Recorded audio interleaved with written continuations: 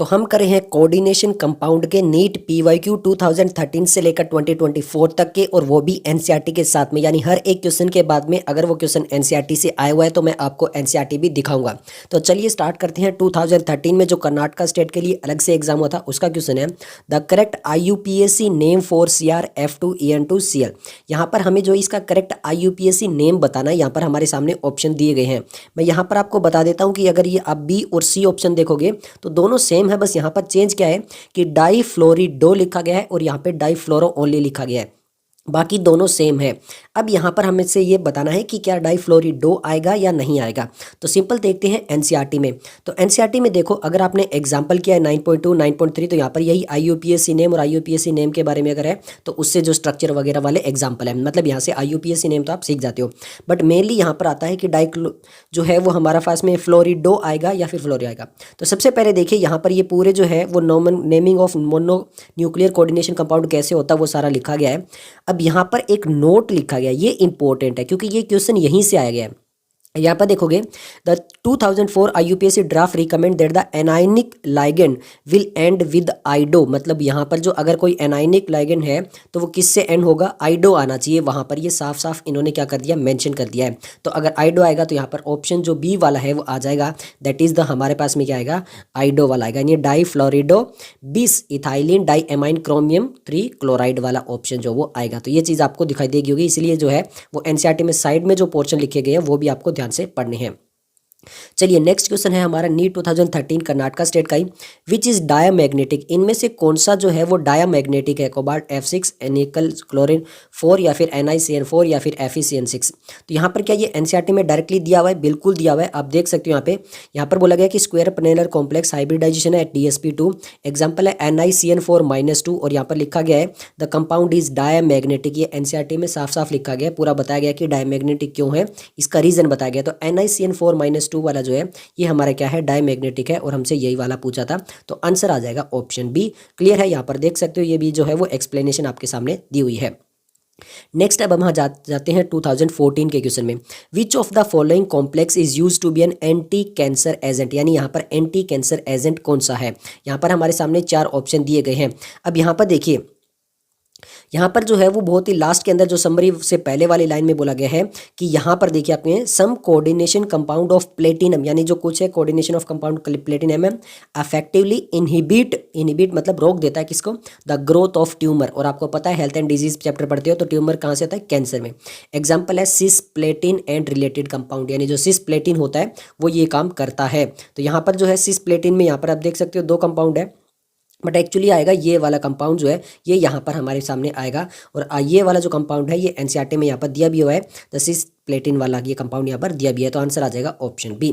Next हमारे सामने जो है वो 2014 का क्वेश्चन है वापिस से, among the following complex the one which show zero crystal field stabilising energy, यानी CFSC किसमें इसकी जीरो है, यहाँ पर हमें बताना है। तो मैग्नीज H2O6 वाला, FeH2O6+3 वाला, कोबाल्ट H2O6+2 वाला, या फिर कोबाल्ट H2O6+3 वाला। तो सिंपल है, देखिए ये क्वेश्चन जो है वो थोड़ा सा डिटेल में है, और मैं आपको बता देता हूँ पहले के जो क्वेश्चन है अगर आप थोड़ा पहले देखोगे तो काफ़ी डिटेल के अंदर इस चैप्टर में पूछे गए हैं। रिसेंट में आप देखोगे लगभग एनसीईआरटी बेस्ड मिलेंगे, बट ये क्वेश्चन भी एनसीईआरटी का ही है। बट यहाँ पर क्या करना है कि हमें पता है ये ऑक्टाहेड्रल कॉम्प्लेक्स है। सबसे पहले एनर्जी निकालेंगे कैसे, यहाँ पे देखो क्रिस्टल फील्ड स्प्लिटिंग एंड यहाँ पर ये एनर्जी सेपरेटेड वो निकालते कैसे, तो डेल्टा नोट निकालते हैं। डेल्टा नोट के अंदर ये फॉर्मूला दिया हुआ है, यहाँ पर ध्यान से देना है। दस the energy of the 2 easy जो ऑर्बिटल है उसके अंदर क्या करते हैं 3/5 जो वो तो इंक्रीज होती है, and date of the 3 T2G के अंदर जो होती है वो डिक्रीज होती है। मतलब यहाँ पे ये जीरो की लाइन है, इधर जाओगे तो माइनस में, इधर जाओगे तो प्लस में। ये चीज़ है, क्लियर है, एनसीईआरटी में मेंशन किया गया है। अब आगे देखो, यहाँ पर डेल्टा P नोट जो है वो अगर लेस देन P है, the 4th electron enter the easy होगा। और यहाँ पर क्या है, अगर वीक लीगेंट है तो यहाँ पर जो है वो ईजी के अंदर जो है वो आसानी से फील्ड हो जाएगा। और अगर वहीं पे स्ट्रॉन्ग फील्ड लीगेंट है तो पहले जो T2G वाले हैं वो फील्ड होंगे और उसके बाद में ईजी वाले जो है वो फील्ड होंगे। तो ये वाला यहाँ पर कंसेप्ट आपको समझ लेना है। H2O क्या है, एक वीक लीगेंट है। अब यहाँ पर देखो कैसे निकालेंगे, यहाँ पे H2O क्या है, एक वीक लीगेंट है। वीक लीगेंट के लिए हमने बता दिया कि जो CFSC वाला फॉर्मूला था, अब आप कहोगे तो वहाँ पर तो 2/5 दिया होता है, तो 2/5 को मल्टीप्लाई कर लेता हूँ 2 से, तो ये 4/10 हो गया तो 0.4 आ जाएगा। इसी टाइप से 3/5 दिया था उसको करूंगा तो ये 0.6 आ जाएगा। ये तो आपको पता ही है। तो यहाँ पर क्या किया गया है, जो -4 वाला था और ये वाला था। अब आपको ये पता होना चाहिए कि जो -4 वाला था वो T2G के लिए था और 6 वाला जो था वो EG के लिए था। अब यहाँ पर देखोगे अगर हम Fe+3 में निकालते हैं तो यहाँ पर जो एनर्जी है वो 0 निकल कर आएगी। मैंने आपको सिंपल बता दिया कि NCERT के अंदर ये फॉर्मूला दिए हुए हैं, ऑप्शन दिए हुए हैं, बट यहाँ पर जो है वो आपको डायरेक्टली कोई क्वेश्चन नहीं है, बस यहाँ पर ऐसा है कि आपको इसको सोल्व करना पड़ेगा और थोड़ा सा लेंदी क्वेश्चन हो जाता है। मतलब अगर आप नीट के एग्जाम दे रहे हो उस टाइम आपको ये सोल्व करना पड़ेगा, तो ये पूरा फॉर्मूला फिर हर एक को निकालना पड़ेगा। पहले कंपाउंड को निकालना पड़ेगा, दूसरे को निकालना पड़ेगा, इस टाइप से आपको यहाँ पर निकालना पड़ेगा। बट हमारा सिंपल है कि हमारे पास में जो है वो Fe वाला जो था उसमें +3 जहाँ पे आ रहा था वो वाला हमारा आंसर जो वो आ जाएगा। दैट मीन्स ये वाला ऑप्शन जो है वो हमारे पास में आ जाएगा। क्लियर है। नेक्स्ट हम बात कर लेते हैं नेक्स्ट क्वेश्चन के बारे में। तो नेक्स्ट क्वेश्चन हम आ चुके हैं 2015 में क्वेश्चन में, the name of the complex ion. अब यहाँ पर वापिस से हमें जो है वो नेम बताना है। अब यहाँ पर भी आप देखोगे यहाँ पर लिखा है हेक्सासाइनेटोफेरेट 3 आयन, यहाँ पर लिखा है हेक्सासाइनेटोफेरेट आयन और यहाँ पर जो है हेक्सासाइनो आयरन लिखा गया और यहाँ पे हेक्सासाइनो फेरेट लिखा गया। तो सिंपल है, जो मैंने पहले क्वेश्चन में बताया था वही वाला है। पहले आप देख सकते हो यहाँ पर लिखा गया कि कॉम्प्लेक्स एनाइन जो है वो फेरेट लिखा जाएगा फॉर Fe के लिए फेरेट लिखा जाएगा, और वही है क्लोरो वगैरह है तो आइडो लिखा जाएगा, यानी जो एनाइनिक लाइगेंड है उसके लिए आइडो लगेगा। तो CN क्या है, एक एनाइनिक लाइगेंड है तो आइडो लगेगा, तो आइडो फेरेट वाला जो है हेक्सासाइनोडो फेरेट वाला जो है वो आंसर आ जाएगा। ऑप्शन जो है वो C हमारा आंसर निकल कर आ जाएगा, ये आपके सामने है। नेक्स्ट हमारा 2015 का क्वेश्चन है, the sum of coordination number and oxidation number of the metal M in the complex. यानी जो M मेटल है En2C2O4 और यहाँ पे Cl जो है वहाँ पर बताया गया कि En क्या है, इथाइलिन डाइएमाइन है।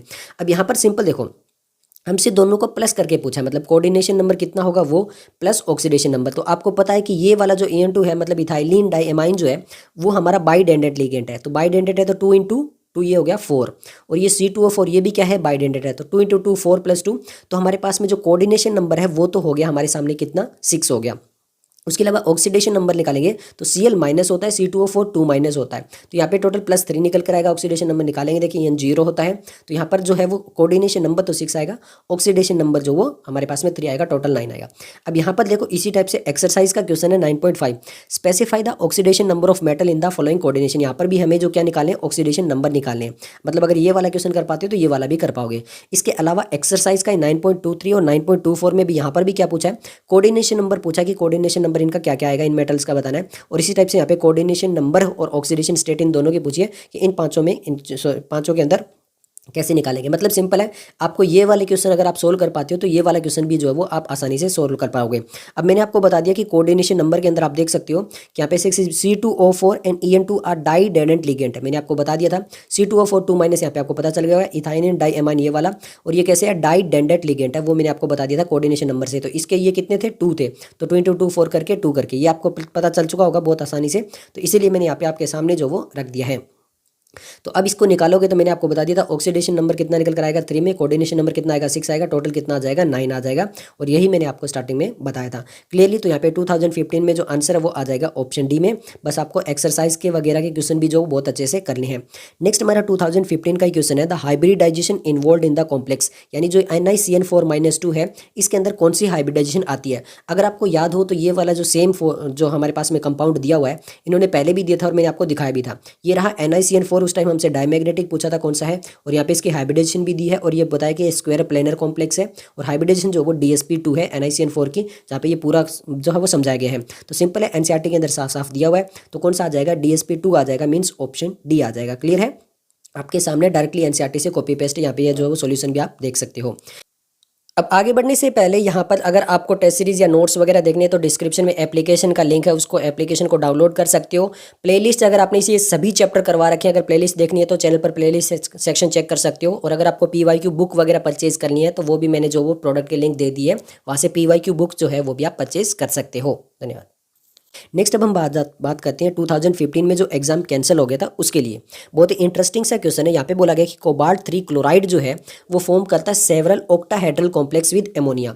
अब इन्होंने बोला कि which of the following will not give test for the chloride ion with silver nitrate. यानी यहाँ पर ये जो कंपाउंड है ये हमें जो सिल्वर नाइट्रेट यानी अगर हम बात करें तो AgCN, तो उसके साथ में अगर बात करें तो क्लोराइड आयन कौन सा नहीं देगा, ये हमें बताना है।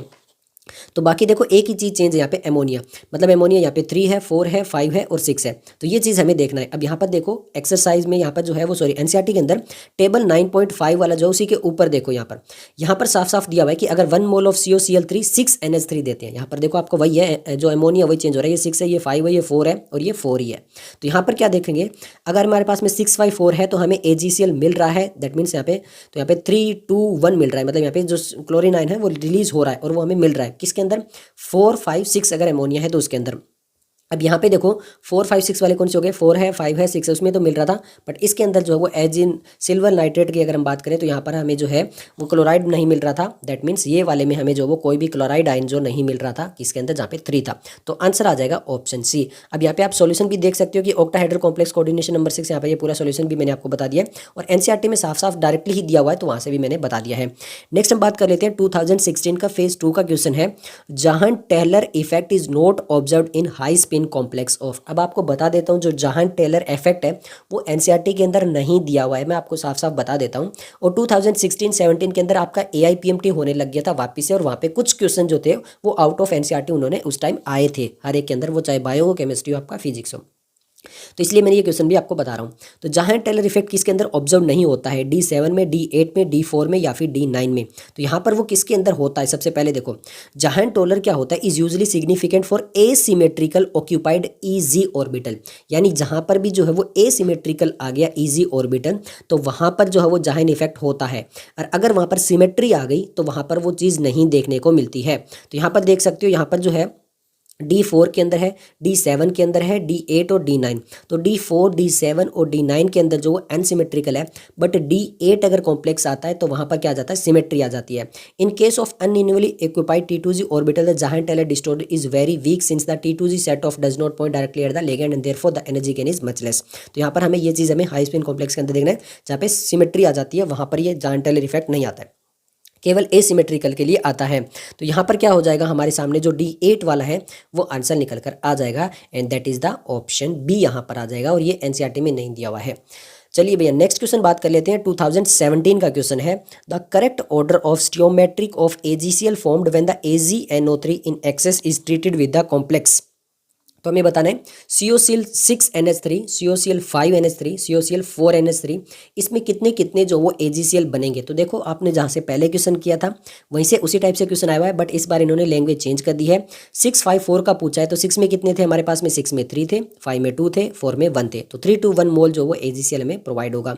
तो 3 to 1 वहाँ पे कहाँ पे है, 3 to 1 वाला हमारे सामने यहाँ पर है ऑप्शन बी के अंदर। क्लियर है, तो यहाँ से आ जाएगा ऑप्शन बी।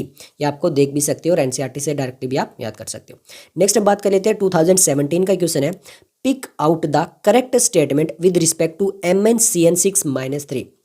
तो हमारे सामने मैग्नीज साइनाइडो जो है वहाँ पे जो है वो हेक्सा साइनाइडो है और यहाँ पे -3 है। तो इन्होंने पूछा है सबसे पहले तो हमें हाइब्रिडाइज्ड बताना है और फिर बताने है टेट्राहेड्रल है, ऑक्टाहेड्रल है, स्क्वायर प्लेनर है, क्या कुछ है। तो सिंपल देखते हैं कि MnCN6-3 हमें कहीं पे दिया हुआ है, बिल्कुल दिया हुआ है। आप देख सकते हो एनसीईआरटी का पेज नंबर 256 है। मैं जो आपको एनसीईआरटी एडिशन दिखा रहा हूँ वो पुराने वाला, मतलब 2022-23 का एडिशन आपको दिखा रहा हूँ। अब यहाँ पे देखो, the apparent anomaly of the explained by the valence bond theory in the terms of formation of inner orbital and outer orbital coordination entities MnCN6-3, FeCN6-3 and cobalt C2O4 3-3 are inner orbital complex होते हैं जहाँ पर D2sp3 hybridisation देखने को मिलती है। तो simple है, यहाँ पर क्या होगा, हमें कौन सी हाइब्रिडेशन देखने को मिलेगी, D2sp3 हाइब्रिडेशन देखने को मिलेगी। तो ये चीज़ आपको क्लियर हो जानी चाहिए कि यहाँ पर कौन सी आएगी, D2sp3 हाइब्रिडेशन आएगी। तो यहाँ पर हमारे सामने जो है वो D2sp3 वाला जो है वो केवल एक ही ऑप्शन है, D2sp3, और यहाँ पर ये क्या है, ऑक्टाहेड्रल तो हमारे सामने दिखाई दे रहा है क्योंकि 6 है। चलिए भी हमारे सामने आ गया है, यहाँ पर ये पूरा क्लियर मैंने आपको बता दिया है। अब आगे बात कर लेते हैं। नेक्स्ट हमारे पास में क्वेश्चन ऑप्शन भी आ गया। नेक्स्ट हमारे सामने है 2017 का क्वेश्चन है, the correct increasing order for the wavelength of absorption in the visible region of the complex. हमें जो है वो correct increasing order of wavelength बताना है of the absorption of visible region of the complex. यहाँ पे जो है वो कोबाल्ट+3 के लिए। तो यहाँ पर क्या है, H2O दिया हुआ है, AN दिया हुआ है और NH3 दिया हुआ है। मतलब यहाँ पे देख सकते हो, यहाँ पे ये 3 लाइगेंड दिए हुए हैं, तीनों अलग अलग यहाँ पे तो हमें इनका ऑर्डर बताना है, इंक्रीजिंग ऑर्डर बताना है। तो क्या ये एनसीईआरटी में दिया हुआ है? सबसे पहले तो आप वेवलेंथ देख लो यहाँ पर। वेवलेंथ के लिए उससे पहले मैं आपको दिखाता हूँ कुछ ये चीज़। सबसे पहले यहाँ पर ये वाली चीज़ देखो, आपको स्पेक्ट्रोकेमिकल सीरीज पता है कि यहाँ पर ये जो स्ट्रेंथ ऑफ लाइगेंड है वो बढ़ती जा रही है, मतलब CO जो वो सबसे ज़्यादा स्ट्रॉन्ग है, फिर उसके बाद में ये वीक होते जाते हैं। ये चीज़ क्लियर होगी आपको सबसे पहले तो हमारे सामने कौन कौन सा दिया हुआ है? एक तो EN दिया हुआ है, एक CN दिया हुआ है और एक H2 दिया हुआ है। मतलब हाईएस्ट जो सबसे ज़्यादा स्ट्रॉन्ग है वो CN वाला है, फिर EN है, फिर सॉरी कहीं NH3 तो नहीं है ना, हाँ NH3 वाला है। देखो एक बार देख लेता हूँ वापस से कंफर्म, हाँ H2 है, EN है और NH3 है। ओके तो EN सबसे स्ट्रॉन्ग हो गया, फिर NH3 हो गया और फिर H2 हो गया। मतलब ये चीज़ क्लियर होगी। अब मैंने यहाँ पर ये देखो नीचे वाली लाइन पढ़ो अच्छे से। Such a series is termed as spectrochemical series, it is an experimental determined series based on the absorption of light by complex with different ligands. अब यहाँ पर ये चीज़ आपको समझ में आ गई, मतलब ये किस सीरीज में है कि वहाँ पे एब्जॉर्प्शन ऑफ लाइट में। अब हमसे तो एब्जॉर्प्शन ऑफ लाइट नहीं पूछा गया ना, हमसे तो क्या पूछा गया है यहाँ पे क्वेश्चन के अंदर कि यहाँ पर वेवलेंथ पूछी गई है, इंक्रीजिंग ऑर्डर के अंदर वेवलेंथ। और वेवलेंथ के अंदर आप एक चीज़ और ध्यान से देखो, ये सबसे ज़्यादा स्ट्रॉन्ग है तो इसकी वेवलेंथ 310 है, ये उससे कम है तो इसकी वेवलेंथ उससे ज़्यादा है। H2O सबसे वीक लिगेंड है तो उसकी जो है वो जहाँ पे वेवलेंथ है वो 600 जा रही है, मतलब सबसे ज़्यादा जा रही है। मतलब जितना ज़्यादा वीक लिगेंड है उसकी वेवलेंथ उतनी ही ज़्यादा है। ये आपको टेबल 9.3 में मिलेगा। यहाँ पे मतलब है स्ट्रेंथ ऑफ जो लिगेंड है वो इन्वर्सली प्रोपोर्शनल टू लेमडा है, यानी वेवलेंथ है। ये चीज़ आपको क्लियर हो चुकी होगी। तो ये वाली जो टेबल है और यहाँ पे जो एनसीईआरटी वाला ये वाला दिया हुआ है कि कौन सा स्ट्रॉन्ग है कौन सा वीक है, तो यहाँ से आपको समझ में आ चुका होगा। अब इसका मतलब क्या है कि जो जितना ज़्यादा स्ट्रॉन्ग है उसकी वेवलेंथ उतनी ही कम है। तो यहाँ पे क्या होगा, H2O सबसे ज़्यादा वेवलेंथ होगी, फिर NH3 और सबसे कम जो होगी वो EN की होगी। ये आपको समझ में आ गया होगा। तो सबसे कम जो इंक्रीजिंग ऑर्डर में लगाना है तो सबसे कम EN की, फिर NH3, फिर H2O। तो हमारे सामने जो बनता है ऑप्शन डी। तो क्या हमने जो सॉल्यूशन किया है एनसीईआरटी के अकॉर्डिंग सही, तो ऑप्शन डी आपको दिखाई दे रहा हो, E=H/λ। इंक्रीजिंग आफ्टर यहाँ पे ये सारा जो है वो चीज़ मैंने आपको बताई है वही है। नेक्स्ट हम बात कर लेते हैं 2018 का क्वेश्चन है, the type of isomerism shown by the complex, यानी COCl2EN2 जो है वो कौन सी आइसोमेरिज्म शो कर रहा है, ज्योमेट्रिकल, कोऑर्डिनेशन, आयनाइजेशन या फिर लिंकेज। तो यहाँ पर देख सकते हो फिगर 9.4 है, ज्योमेट्रिकल आइसोमर सेसो ट्रांस है COCl2EN2। एग्जैक्ट फिगर से यहाँ पर एग्जैक्ट साफ साफ लिखा हुआ है COCl2EN2 जो वो कौन सी आइसोमर शो कर रहा है, ज्योमेट्रिकल आइसोमर शो कर रहा है। तो COCl2EN2 कौन से कर रहा है, ज्योमेट्रिकल आइसोमेरिज्म शो कर रहा है, सीस एंड ट्रांस। तो आंसर आ जाएगा ऑप्शन फर्स्ट। क्लियर है। ओके भैया, नेक्स्ट हम बात कर लेते हैं 2018 का क्वेश्चन है, the geometry and magnetic behaviour of complex NiCO4। यहाँ पे हमें ज्योमेट्री बतानी है और इसका मैग्नेटिक बिहेवियर बताना है। तो क्या ये एनसीईआरटी में दिया हुआ है? बिल्कुल दिया हुआ है। एनसीईआरटी का पेज नंबर 255 है। यहाँ पे देख सकते हो, यहाँ पर सबसे पहले तो NiCl4 और -2 के बारे में बोला गया है कि ये कोऑर्डिनेशन कंपाउंड जो होता है ये पैरामैग्नेटिक होता है। अब आगे देखो, सिमिलरली NiCO4 क्या हो गया, NiCO4 कौन सी ज्योमेट्री है, टेट्राहेड्रल ज्योमेट्री है, बट इट इज ये क्या है, डायामैग्नेटिक है। तो मतलब NiCO4 क्या हो गया, टेट्राहेड्रल एंड डायामैग्नेटिक है, since nickel is in zero oxidation state contain no unpaired electron. तो NiCO4 क्या हो गया, टेट्राहेड्रल ज्योमेट्री एंड डायामैग्नेटिक। तो टेट्राहेड्रल ज्योमेट्री हो गया और हमारा डायामैग्नेटिक वाला हो गया। एनसीईआरटी में साफ साफ दिया हुआ है तो आंसर आ जाएगा ऑप्शन बी। यहाँ पे क्लियर हो गया, ये आपका एक्सप्लेनेशन भी दिया हुआ है। नेक्स्ट हम बात कर लेते हैं 2018 का क्वेश्चन है, आयरन कार्बोनिल FeCO5 इज क्या है, टेट्रा न्यूक्लियर है, मोनो न्यूक्लियर है, ट्राई न्यूक्लियर है या फिर डाई न्यूक्लियर है। तो क्या ये चीज़ एनसीईआरटी में दी हुई है? यहाँ पे देखो 9.3.1 में formulas of mono nuclear coordination entities. अब मोनो न्यूक्लियर किसको बोलते हैं, mono nuclear coordination entities contain a single central metal atom, यानी केवल एक सेंट्रल मेटल जो होता है वो सिंगल होता है तो उसको मोनो न्यूक्लियर बोलते हैं। और यहाँ पर अगर हम देखेंगे तो केवल एक ही है और वो कौन सा है, Fe है। तो ये कौन सा हो गया, मोनो न्यूक्लियर हो गया। ये चीज़ आपको क्लियर हो चुकी होगी। तो यहाँ पे based on the number of metal atom present in complex they are classified. ये क्या है, मोनो न्यूक्लियर है। यहाँ पे ये वाला कोबाल्ट है, क्योंकि 2 हो गए तो डाई न्यूक्लियर हो गया, फिर 3 हो जाते तो ट्राई न्यूक्लियर हो जाता। क्लियर है, तो आंसर आ जाएगा ऑप्शन बी। नेक्स्ट हम बात कर लेते हैं, अब आ चुके हैं 2019 के क्वेश्चन में, what is the correct electronic configuration of central atom in K4FeCN6 based on the crystal field theory. तो यहाँ पर हमें जो है वो क्या बताना है, इलेक्ट्रॉनिक कॉन्फ़िगरेशन बताना है। अब ये K4 अगर हम देखें पोटेशियम में तो यहाँ पर ये प्लस चला जाएगा, सबसे पहले देखो यहाँ पर, अगर यहाँ पर इन्होंने बोल दिया है कि देखो इन द कॉम्प्लेक्स K4FeCN6, अगर इसके अंदर कोऑर्डिनेशन स्पीयर डायरेक्टली देखें तो FeCN6 -4 हो जाएगा एंड काउंटर आयन जो वो K+ है। तो इसको हम जो K4 वाले को FeCN6 -4 लिख सकते हैं। सिंपल, पहली चीज़ ये समझो। अब मैंने ये क्यों बताया, क्योंकि यहाँ से हमें जो ऑक्सीडेशन नंबर निकालना पड़ेगा आयरन का, और फिर क्रिस्टल फील्ड स्टेबलाइजिंग एनर्जी जो है उसके अकॉर्डिंग हम देखेंगे। सबसे पहले दूसरी चीज़ देखनी है, CN क्या है, एक स्ट्रॉन्ग लिगेंड है। तो स्ट्रॉन्ग लिगेंड है तो यहाँ पर जो है वो क्या होगा, देखो it becomes more energetically favourable for the fourth electron to occupy T2G। मतलब पहले EG में नहीं जाएगा, पहले जो T2G वाला है वो फिल होगा। लाइगेंड में जितने भी जो इलेक्ट्रॉन आ रहे हैं वो सारे इसमें फिल होंगे। जब ये कंप्लीटली फिल्ड हो जाएगा फिर EG में जाएगा। तो ये चीज़ आपको क्लियर हो चुकी होगी। अब इससे ऑक्सीडेशन नंबर निकाल लेंगे और फिर ये चीज़ें निकाल लेंगे। तो यहाँ पर हमने क्या निकाला था, K4FeCN6 के अंदर जो ऑक्सीडेशन नंबर निकल कर आएगा वो कितना आएगा, +2 निकल कर आएगा, क्योंकि CN के साथ में एक एक माइनस था, इधर हमारे में -3 था। ये टोटल करेंगे तो यहाँ पे कितना आ जाएगा, इक्वल टू -4, यहाँ पे +2 ऑक्सीडेशन नंबर निकल के आ जाएगा। CN is a strong ligand है, it cause pairing of the electron हो जाएगा। तो सारे इलेक्ट्रॉन पेयर हो जाएंगे। तो पेयर हो जाएंगे तो सबसे पहले T2G वाले में भरेगा, तो T2G वाले के अंदर ही सारे के सारे भर जाएंगे। दैट मीन्स T2G 6 आएगा और EG 0 आएगा। तो ये चीज़ आपको समझ में आ चुकी होगी एनसीईआरटी से कैसे आया। तो T2G 6 और EG के अंदर क्या है, 0 है। तो यहाँ पे क्योंकि स्ट्रॉन्ग लिगेंड हो गया, अगर वीक लिगेंड होगा तो यहाँ पर क्या आ जाता, T2G 5 1 आ जाता। ये चीज़ क्लियर होगी। तो आंसर आ जाएगा ऑप्शन सी आपके सामने। नेक्स्ट हम बात कर लेते हैं नीट 2020 का क्वेश्चन है, which of the following is the correct order of increasing field strength of the ligand to form coordination compound. अब हमें यहाँ पर क्या बताना है, सबसे पहले SCN है हमारे सामने, फ्लोरीन है, C2O4 है और CN है, ये चारों है। तो वही है CFL में के अंदर हमारे सामने SCN है सबसे वीक है, फिर फ्लोरीन हमारे उससे स्ट्रॉन्ग है, C2O4 उससे स्ट्रॉन्ग है और CN जो वो सबसे ज़्यादा स्ट्रॉन्ग है। तो CN सबसे ज़्यादा स्ट्रॉन्ग है और SCN जो है वो CN सबसे ज़्यादा स्ट्रॉन्ग है और SCN सबसे कम है। तो यहाँ पर ये वाला जो ऑप्शन है, ऑप्शन ए, ये हमारा निकल कर आ जाएगा, डायरेक्टली आपके सामने है। नेक्स्ट हम बात कर लेते हैं जो 2020 में कोविड के लिए अलग से एग्जाम हुआ था, तो उसके क्वेश्चन है और यहाँ पर हमारे सामने मैच द कॉलम क्वेश्चन आ चुका है। Coordination number and type of hybridisation दी गई है 4sp3, कोऑर्डिनेशन नंबर मतलब 4456 और hybridisation eight sp3 dsp2 sp3d और d2 sp3। और यहाँ पे हमें बताना क्या है, ट्राइगोनल बाइपिरामिडल है, ऑक्टाहेड्रल, टेट्राहेड्रल और स्क्वायर प्लेनर है। तो सिंपल है, यहाँ पर देखो, यहाँ पे जो ऑप्शन है ये यहाँ पर मैंने आगे वाले पेज में, यहाँ पर देखो सिंपल।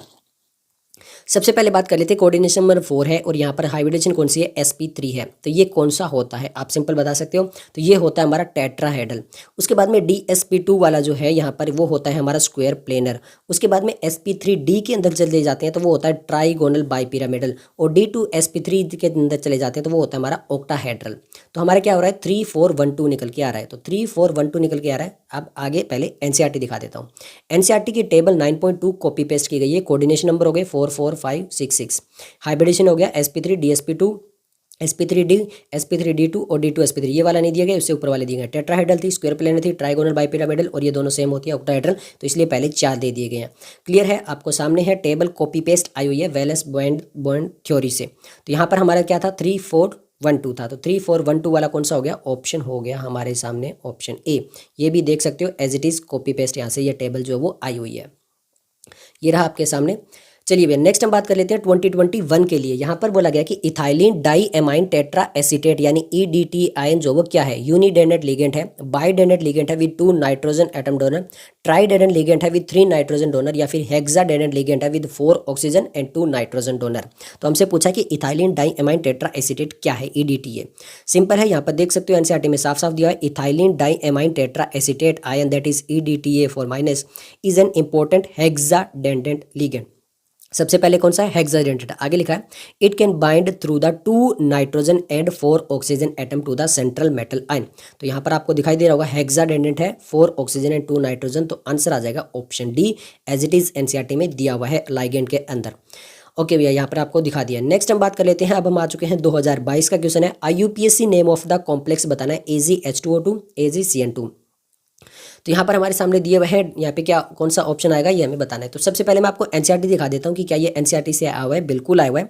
एग्जाम्पल 9.2 में बस यहाँ पर जो है वो NH3 के जगह H2O लिखा गया है, बस इतना ही चेंज किया गया है। मतलब यहाँ पे डाई एमाइन सिल्वर जो है उसकी जगह एक्वा आ जाएगा। तो यहाँ पर AgH2O वहाँ पे ऐसा लिखा गया, पर AgCN2 लिखा गया, बस इतना ही चेंज किया गया। AgCN वाला तो सेम है, डाई साइनाइडो आर्जेंटेट, तो ये वाला तो बिल्कुल सेम है एज इट इज़। और यहाँ पर जो है वो आपका 1 1 होगा। ये चीज़ आपको ध्यान देनी है। तो सबसे पहले यहाँ पर ये है जो है वो 1 1 होगा, और ये डाई साइनेडो एजिटेट ये वाला तो एज इट इज़ था, और डाई एक्वा हो जाएगा। ये जो H2 है वो क्या हो जाएगा, एक्वा हो जाएगा। तो यहाँ पर ये वाला जो आंसर है वो आ जाएगा। बस इतना ही चेंज किया गया था, बाकी बिल्कुल कोई भी चेंज इसमें नहीं किया गया था। जो टेबल एग्जाम्पल 9.2 है उसके ऊपर वाला जो पैराग्राफ है, क्लियर है, आपको दिखाई दे रहा होगा, यहाँ से मैंने आपको बता दिया। नेक्स्ट हमारा 2022 का क्वेश्चन है, the order of energy absorbed which is responsible for the colour of complex. यहाँ पे ऑर्डर ऑफ एनर्जी पूछा है, वेवलेंथ नहीं पूछा है। अब आपको ध्यान देना है, ऑर्डर ऑफ एनर्जी एब्जॉर्ब पूछा है। NiH2O EN2 है, NiH2O4 है, EN है, और NiEN3 है। तो सिंपल यहाँ पर आपको एक चीज़ ध्यान देनी है कि यहाँ पर जो है वो सबसे ज़्यादा EN3 है, फिर यहाँ पे 2 है, यहाँ पे 1 है, और यहाँ पे H2O2 है, यहाँ पे H2O4 है। अब सेम वही आ जाते हैं यहाँ पर, ये देखो यही वाली है spectrochemical series, it is an experimental determined series based on the absorption of light by complex different ligand. अब यहाँ पर जितना ज़्यादा स्ट्रॉन्ग लिगेंड होगा उसकी एनर्जी उतनी ही ज़्यादा होगी। वेवलेंथ तो क्या हो जाती है, E=hc/λ, तो वो इन्वर्सली प्रोपोर्शनल हो जाती है, बट एनर्जी उसकी उतनी रहेगी। तो EN जो है वो क्या है, स्ट्रॉन्ग लिगेंड है, और H2O वीक लिगेंड है। मतलब जितना ज़्यादा EN रहेगा तो सबसे ज़्यादा जो है वो यहाँ पर तीनों के तीनों स्ट्रॉन्ग लिगेंड है, तो ये वाला सबसे ज़्यादा एनर्जी होगी, मतलब C की सबसे ज़्यादा होगी, या तो ये हो सकता है या फिर ये हो सकता है। उसके बाद में यहाँ पर 2 स्ट्रॉन्ग लिगेंड है, मतलब अगर H2O2 देखोगे, EN2 देखोगे, तो यहाँ पर 2 है। इसके बाद में A आना चाहिए, तो ये वाला आएगा, C के बाद में A आएगा, और यहाँ पर केवल यहाँ पर जो वीक लिगेंड है वो ज़्यादा हो जा रहे हैं, तो वो सबसे कम आएगा। तो आंसर आना चाहिए ऑप्शन डी। और यही यहाँ पर आप देख सकते हो, energy absorbed is directly proportional to the crystal field splitting energy, और ये proportional to the ligand strength, और हमारा ऑप्शन डी वाला जो वो एज इट इज़ निकल कर आ जाएगा। नेक्स्ट हमारे सामने जो है वो 2022 में दोबारा से जो क्वेश्चन हुआ था उसका मैच द कॉलम क्वेश्चन है। यहाँ पर आइसोमेरिज्म पूछी गई, आयोनाइजेशन आइसोमेरिज्म का example, coordination isomerism, linkage isomerism और सॉल्वेट आइसोमेरिज्म। आपके सामने है लिंकेज आइसोमेरिज्म। कॉम्प्लेक्स कंपाउंड देख सकते हो, कोबाल्ट है, अमोनियम 5 है, NO2 है, और यहाँ पे ब्रैकेट के बाहर Cl2 है। क्लियर हो गया। अब नेक्स्ट हम बात करते हैं कोऑर्डिनेशन आइसोमेरिज्म। आप देख सकते हो कोबाल्ट NH3 है, और फिर क्रोमियम CN6 है, यहाँ पर ये चीज़ लिखा गया है। आयनाइजेशन आइसोमेरिज्म के अंदर देख सकते हो कोबाल्ट NH3 5 SO4 Br आ रहा है, और यहाँ पे Br SO4 वाला आ रहा है, ये चीज़ आपको दिखाई दे रही होगी। और उसके बाद में अगर हम सॉल्वेट आइसोमेरिज्म देखें तो यहाँ पे क्रोमियम H2O6 Cl3 आ रहा है, और क्रोमियम H2O5 Cl और Cl2.H2O आ रहा है। तो मतलब ये वाले जो कंपाउंड है वो एनसीईआरटी के अंदर एग्जाम्पल में दिए हुए हैं। अब आप देखोगे तो यही वाले हमारे सामने निकल कर आएंगे। सबसे पहले कोबाल्ट NO3 NO2 Cl2 वाला आएगा, and cobalt ammonium 5 ONO Cl2 वाला आएगा। अब यहाँ पर ये अगर आपको याद है तो बहुत अच्छे से आपको आ जाना चाहिए कि यहाँ पर जो है ये लिंकेज आइसोमेरिज्म शो करेगा। नेक्स्ट हम बात करें क्रोमियम NH36 और कोबाल्ट CN6 वाला, ये किसके अंदर आएगा, तो ये सिंपल आपका कोऑर्डिनेशन आइसोमेरिज्म के अंदर आ जाएगा एज इट इज। SO वाला किसके अंदर था, SO वाला जो था वो SO4 Br and CNH3 Br SO4, वो आयोनाइजेशन आइसोमेरिज्म के अंदर था। और यहाँ पर जो Cl वाला था .H2O वाला, ये एज इट इज़ हमारा सॉल्वेट आइसोमेरिज्म का एग्जाम्पल दिए हुए थे। मतलब ये डायरेक्टली एनसीईआरटी वाले एग्जाम्पल ही दिए हुए, तो पहला हमारा थर्ड के साथ चला जाएगा।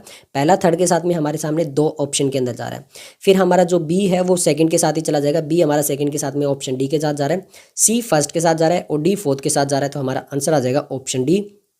फिर से देख लो एज इट इज़ यहाँ पर दिया गया है NO2 वाले, यहाँ पर आप अच्छे से पोज करके भी देख लेना चाहे, यहाँ पर यही जो एग्जांपल है वही के वही आए हुए हैं, और यहाँ पर ऑप्शन डी जो था वो निकल कर आ गया है। यहाँ पर ये मैंने आपको सारा दिखा दिया है। नेक्स्ट हमारा 2022 में जो दोबारा से एग्जाम हुआ था उसके अंदर एसेसन रीजन क्वेश्चन पूछा गया है। एसेसन रीजन के अंदर एसेसन बोला गया था metal carbon bond in metal carbonyl possess both sigma and pi character. जो मेटल कार्बन बॉन्ड होता है मेटल कार्बोनिल्स के अंदर, वहाँ पे सिग्मा और पाई बॉन्ड दोनों होते हैं। अब आगे लिखा है the ligand to metal bond जो होता है वो पाई बॉन्ड होता है, और मेटल टू लाइगेंड बॉन्ड जो होता है वो सिग्मा बॉन्ड होता है। तो क्या ये दोनों करेक्ट है? अब हम बात कर लेते हैं एनसीईआरटी में। सबसे पहले ये ए वाला ऑप्शन हो गए। अब बात करते हैं यहाँ पर देखो 9.7 से ऊपर वाला जो पैराग्राफ है इंपॉर्टेंस एंड एप्लीकेशन, उससे ऊपर वाले पैराग्राफ में अगर आप देखोगे the metal carbon bond in metal carbonyl possess both sigma and pi character as it is. NCERT की लाइन कॉपी पेस्ट है, इसका मतलब ये लाइन बिल्कुल सही है। अब मेटल कार्बन बॉन्ड जो है वो कौन सा है? सिग्मा बॉन्ड है। ध्यान से देखना, मेटल कार्बन क्या है? Sigma bond is formed by the donation of lone pair of electron on the carbonyl carbon into a vacant orbital of the metal। आगे लिखा है the metal carbon pi bond is formed by the donation of pair of electron by the field d orbital of metal ion। मतलब carbon जो है metal carbon में pi bond जो वो metal के द्वारा बनाया जाता है, और मेटल कार्बन सिग्मा बॉन्ड जो होता है वहाँ पे लाइगेंड के द्वारा बनाया जाता है। Of the donation of lone pair of electron on the carbonyl carbon जो होता है वो यहाँ पे चीज़ करता है। तो ये चीज़ आपको समझ में आ चुकी होगी। अब इन्होंने क्या बोला है? The ligand to metal bond is sigma bond and the metal to ligand bond, जो यहाँ पर ये ये चीज़ जो इन्होंने गलत लिख दी गई है एनसीईआरटी के अकॉर्डिंग। तो metal carbonyl metal carbon bond positive sigma ये तो होता है। मेटल कार्बन में the ligand to metal bonds होता है वो सिग्मा होता है, मेटल टू लिगैंड बॉन्ड्स होता है वो पाई बॉन्ड होता है। तो इसलिए ये वाली स्टेटमेंट जो है इन्होंने उल्टा लिख दिया है। तो ये हमारी स्टेटमेंट ही क्या हो जाएगी, गलत हो जाएगी, क्योंकि मेटल जो था वो बना रहा था लिगैंड के साथ में, तो मेटल दे रहा था ना, तो पाई बॉन्ड के अंदर। तो ये वाली चीज़ इन्होंने क्या कर दिया, गलत लिख दिया, और ये वाला करेक्ट हो गया। तो ए जो है वो करेक्ट है और आर जो है वो फॉल्स है। तो ए करेक्ट है और आर जो वो नॉट करेक्ट है, तो आंसर आ जाएगा ऑप्शन डी। क्लियर है, तो ऑप्शन डी आ गया। नेक्स्ट हमारे पास में 2023 का क्वेश्चन है, homoleptic complex from the following complex is. हमें होमोलेप्टिक कॉम्प्लेक्स बताने, इनमें से होमोलेप्टिक कौन सा होता है। दो प्रकार के होते हैं, होमोलेप्टिक और हेट्रोलेप्टिक। होमो क्या होता है, जहाँ पे सेम टाइप ऑफ लाइगेंड होते हैं वो होमो होते हैं, और जहाँ पे डिफरेंट टाइप ऑफ लाइगेंड होते हैं वो हेट्रो होते हैं। आप देख सकते हो होमोलेप्टिक और heteroleptic complex in which a metal is bound to only one kind of group. जैसे आपका CONH36 दिया होमोलेप्टिक हो गया, और bound to the more kind of donor group हो गया तो वो हेट्रोलेप्टिक हो गया। तो यहाँ पर हमारे सामने जो पोटेशियम ट्राई ऑक्जेलो एल्यूमिनेट है, यहाँ पे केवल C2O4 वाले जो है वही लाइगेंट है, तो वो होमोलेप्टिक हो जाएगा। तो यहाँ पर अगर आप देखोगे तो यहाँ पे देखो ट्राई एमाइन और ट्राई एक्वा हो गए, तो मतलब एमाइनो वाला और एक्वा वाले दो हो गए। यहाँ पे आपको चीज़ समझ में आ चुकी होगी। तो ये वाला तो नहीं होगा, दो नहीं होगा। पोटेशियम ट्राई ऑक्जेलो एल्यूमिनेट यहाँ पे केवल वन वाला है। अब आगे तीसरे में देख लो, डाई एमाइन हो गया और क्लोरिडो हो गया, मतलब एमाइन भी हो गया और क्लोरिडो भी हो गया, तो दो हो गए, नहीं होगा। पेंटा एमाइन कार्बोनेट यहाँ पर भी दो हो गए, तो यहाँ पर भी नहीं होगा, केवल एक वाला होगा, तो आंसर आ जाएगा ऑप्शन बी। क्लियर है, ये एनसीईआरटी में दिया उसके हिसाब से। नेक्स्ट हमसे पूछा है कि which complex compound is most stable. 2023 का ही क्वेश्चन है, और हमसे पूछा है कि इनमें से कौन सा जो कंपाउंड है वो सबसे ज़्यादा स्टेबल होगा। अब आपको बता देता हूँ कि सबसे ज़्यादा यहाँ पर जो है 9.3 एक्सरसाइज का क्वेश्चन है, यहाँ पर भी among the following the most stable complex पूछा है कि इनमें से मोस्ट स्टेबल कौन सा होगा। अगर यहाँ ये वाली जो कंसेप्ट आपको समझ में आती है, ये क्वेश्चन करोगे तो वो सेम कंसेप्ट लगेगा कि स्टेबिलिटी अगर निकालनी है। अब यहाँ पर देखो, यहाँ पर कैसे निकालते हैं स्टेबिलिटी। यहाँ पर देखो, यहाँ पर लिखा हुआ है काइलेट के साथ में जो केलेट रिंग होती है, केलेट लिगेंड होता है। The number of such ligating group is called the density of the ligand such complex called the chelate complex tend to be more stable than similar complex containing unidentate ligand. यानी अगर यहाँ पर जो है वो केलेट ligand है तो वो ज़्यादा स्टेबल होती हैं एज कम्पेयर टू यूनिडेंडेंट लिगेंड। ये चीज़ आपको समझ में आ चुकी है। When di or polydentate ligand use its two or more donor atom simultaneous to bind its a single metal atom. Simple आपको समझा देता हूँ, जब एक सिंगल मेटल के साथ में दो या दो से ज़्यादा डोनर जो है वो यहाँ पे बाइंड करते हैं तो वो ज़्यादा स्टेबल होगा। यहाँ पर ये चीज़ आपको समझ में आ जानी चाहिए, तो वो ज़्यादा स्टेबल होगा। तो ये वाला जो कंसेप्ट है ये वाला यहाँ पर लगेगा। और जो इथाइलिन डाइएमाइड जो है वो बाइडेंडेंट लिगेंड है, और यहाँ पे जो किलेटिंग है वो ज़्यादा है एज कम्पेयर टू यहाँ पर, तो इसलिए जो है वो हमारा आंसर आ जाएगा यहाँ पर EN वाला। क्लियर है, तो हमारे सामने आ जाएगा ये वाला। क्यों, क्योंकि बाकी सारे मोनोडेंडेंट लिगेंड है और ये वहाँ पे बाइडेंडेंट लिगेंड है, और ये ज़्यादा जो वो कर पाएगा। तो ऑप्शन क्या आ जाएगा, ऑप्शन आ जाएगा हमारे सामने ऑप्शन डी। क्लियर है, यही वाला कंसेप्ट लगा था और यही वाला जो है वो यहाँ पे लगा है। अब आगे चलते हैं नेक्स्ट क्वेश्चन की तरफ। और लाइगेंड जो मोनोडेंडेंट कौन सा होता है, बाइडेंडेंट कौन सा होता है, आप देख सकते हो ये यूनिडेंडेंट है, मतलब क्लोरीन H2O NH3। तो क्लोरीन H2O NH3 वाले ही यहाँ पे आपको दिखाई देंगे ज़्यादातर है। ये NH3 वाले हैं, NH3 वाले हैं, NH3 वाले हैं, H2O वाले हैं, ये NO3 वाला है। तो यहाँ पर ये चीज़ यहाँ पे बता दी गई कि ये कौन कौन से होते हैं, ये यूनिडेंडेंट लिगेंड होते हैं, यहाँ पे बता दिया। अब हम बात कर लेते हैं नेक्स्ट 2023 में मणिपुर स्टेट के लिए अलग से एग्जाम होता है। Which of the following form A set of complex A double salt respectively. मतलब एक तो कॉम्प्लेक्स कंपाउंड बना ले और एक डबल सोल्ट बना ले। तो यहाँ पर ये कॉम्प्लेक्स कंपाउंड तो इनमें से बहुत सारे बन जाएंगे। जो कोऑर्डिनेशन कंपाउंड होता है उसको कॉम्प्लेक्स कंपाउंड भी बोलते हैं। नेक्स्ट बात करते हैं डबल सोल्ट के बारे में। तो ये रहा यहाँ पे difference between a double salt and a complex. अब आगे देखो, they differ in the fact that double salt such as carnallite, ये कार्नेलाइट लिखा हुआ है। मोहर सॉल्ट, ये मोहर सॉल्ट भी है। और पोटेस एलम, ये अगर आप देखोगे KAlSO4 twice dot 12H2O। Potash Olam क्या है, ये सारे के सारे क्या हैं, हमारे डबल सोल्ट है। तो यहाँ पर जो हमारे सामने जो यहाँ पर ऑप्शन में दिया हुआ है ये वाला अगर आप देखोगे तो पोटास ओलम दिया हुआ है, तो यहाँ पर ये वाला क्या हो गया हमारे सामने डबल सोल्ट हो गया, और ये वाला हमारा क्या बन जाएगा, एक कॉम्प्लेक्स कंपाउंड बन जाएगा। तो आंसर क्या आ जाएगा, ऑप्शन सी निकल कर आ जाएगा। क्लियरली आपके सामने दिया हुआ है, तो यहाँ से आप देख सकते हो एज इट इज़ एनसीईआरटी में दिया हुआ है।